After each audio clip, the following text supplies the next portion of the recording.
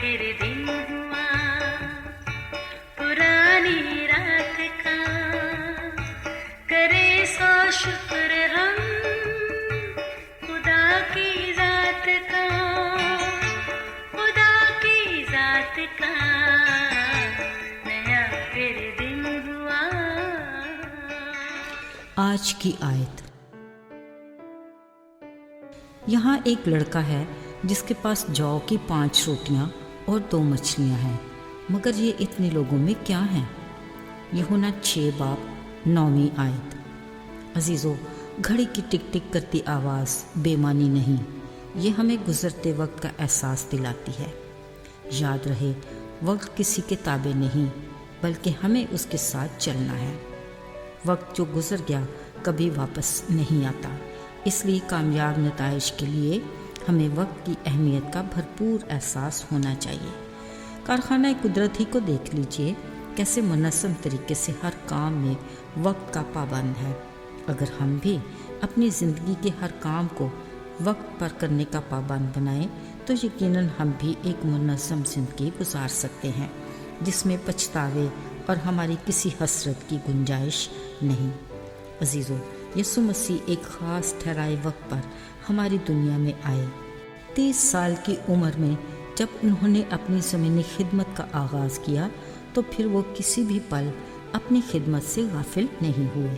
वो गांव-गांव, शहर-शहर फिरते और आसमान की बादशाही की मुनादी करते। बतौर इंसान वो भी हमारे जैसी जिस्मानी कैफियत से गुज़रते। बावजूद इसके उन्होंने अपने हर काम को बड़े मुनज़्ज़म तरीके से सरअंजाम दिया, जो हमारे लिए बेहतरीन मिसाल है। अजीज़ों, आज भी एक बड़ी भीड़ उनके साथ थी।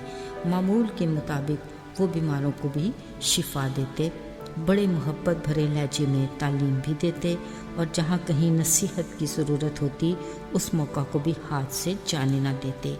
यही वजह थी कि उनकी भीड़ में हर तरह के और हर उम्र के लोग शामिल होते, यहाँ तक कि बच्चे भी थकन थकावट महसूस किए बगैर कई कई घंटे अपनी माँओं के हमरा इसी भीड़ में शामिल रहते। आज जब यीशु अपनी तालीम का सिलसिला ख़त्म कर चुके, उन्हें भीड़ पर तरस आया।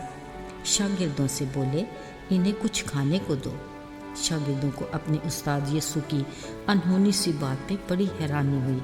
घबरा कर बोले, इतने सारे लोगों के लिए खाना कहाँ से आएगा?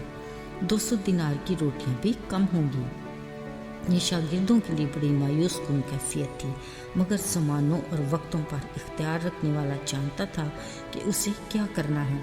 फिर इन्हीं से एक शागिर्द ने आकर बताया कि यहाँ एक छोटे लड़के के पास जौ की 5 रोटियां और 2 मछलियां हैं। यीशु ने कहा, इन लोगों को घास पर बिठा दो।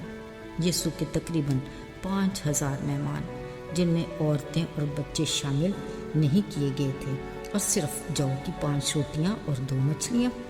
खैर, यीशु ने वो रोटियां ली और शुक्र करके बांट दी, और मछलियों से जिस कदर चाहते थे बांट दिया।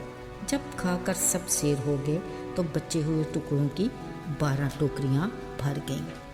अजीज़ों, जहाँ कादर मुतलक यीशु हो और वहाँ मुआवजा न हो, ये कैसे मुमकिन है?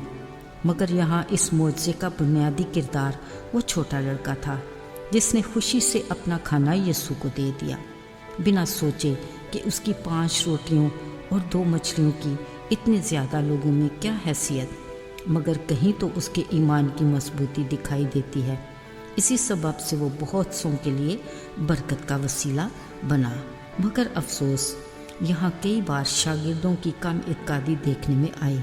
हैरत है, यीशु के साथ दिन रात रहने वाले शागिर्दों को अभी तक यकीन नहीं था कि उनका उस्ताद यीशु हर नामुमकिन चीज़ को मुमकिन बना सकता है। फिर जब बचे हुए टुकड़ों के 12 टोकरे उठाए गए, यीशु उन्हें ये सिखाना चाहते थे कि जो कुछ तुम्हारे पास है मुझे दे दो, मैं तुम्हें दुगना करके लौटा दूंगा। अफसोस, हम उसकी अज़मत और कुदरत को जानकर शुक्रिया अदा करने की बजाय अपने मतलब और गर्ज की बात करते हैं। इसी भीड़ में से बाज़ जब खा कर सेर हुए तो बोले, फ़ीउल हकीकत ये वो नबी है जो दुनिया में आने वाला था। वह यीशु को दुनिया का बादशाह बनाने की ख्वाहिश करने लगे। ان کے گمان میں بھی نہیں تھا کہ یسوع کا دنیا میں آنے کا مقصد صرف جسمانی نہیں بلکہ روحانی بھوک پیاس مٹانا تھی۔ عزیزو، وہی قادر مطلق آج اور کل بلکہ ابد تک یکساں خدا ہے۔ وہ آج ہمیں بھی وہی برکت دینا چاہتا ہے۔ وہ ہمیں کہتا ہے، جو بھی اور جتنا بھی تمہارے ہاتھ میں ہے مجھے دے کر دیکھو، میں تمہیں دگنی برکت کے ساتھ واپس دینے کی قدرت رکھتا ہوں، فقط ایمان رکھو۔ آئیے دعا کریں۔ آئے آسمانی باپ، ہم تیرے پیار کے لیے شکر گزار ہیں۔ ہمیں توفیق دے کہ ہم اپنا سب کچھ، اپنا کام کاروبار، روٹی پانی کے وسائل ایمان کے ساتھ تیرے سپرد کریں تاکہ ہم تیری طرف سے دگنی برکت کے حقدار ٹھہریں۔ شکر گزاری کے ساتھ مانگا ہے اور ایمان سے پاتے ہیں، یسوع کے نام سے، آمین۔